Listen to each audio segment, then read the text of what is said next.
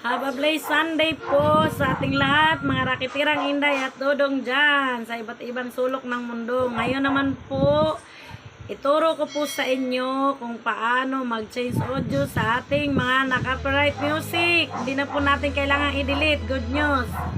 Nasubukan ko na po ito sa sarili ko. Lahat ng naka-copyright music ko, almost 20 videos. Ngayon, wala na po, puro malinis na, wala nang copyright music, at i-share ko po sa inyo ito. Good news po talaga to, promise, legit. Panoorin nyo po.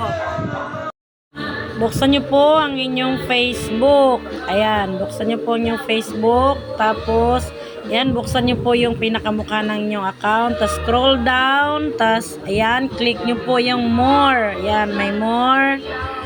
Pag na-click nyo po yan, ayan, open nyo po yung reels, ayan, buksan nyo po yung reels, tapos scroll down. Ayan po, hanapin nyo po yung mga videos nyo na may mga na-copyright kasi malalaman nyo po yan. Magkakaroon po siya ng kulay red, ayan, kulay red na may X po, ayan siya. Tapos pili po kayo, ayan po yung napili ko na videos na pwede kong i-replace ng audio, ayan po. Tapos click nyo yung tatlong tuldok, tapos click replace audio, tapos click to continue. Ayan po, i-click nyo yung continue, tapos ayan, pili po kayo ng music na pwede nyong ipalit doon sa inyong videos na na-copyright. Tapos ayan na po siya. Tapos click nyo po yung update audio. Ayan, i-click nyo po yung update audio. Tapos ayan po, click update. Ayan. Tapos yan po yung lumalabas. The audio in your reel is updated. Tapos wait nyo lang po an hour. Hindi siya minute, hour. Tapos ayan, back nyo po. Pagka back nyo, click nyo po ulit ang inyong Facebook. Ayan. Tapos click nyo ulit yung mukha. Ayan. Tapos click ulit yung more.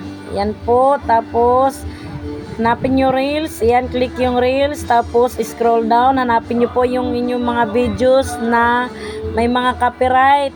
Ayan, check nyo kung na-replace na po ba yung audio. Ayan, hanggang sa isang araw po, kahit mga 3 videos lang muna, kasi baka mapalo kayo ni Lolo Meta. Naku po, napalo kasi ako nung unang gawa ko. Ayan po, o diba, malinis na siya. Sana po kung nyo nagustuhan, i-like and share lang po para matuto din po yung iba. Sa ngayon po, God bless po. Ito lang po muna. God bless and thank you.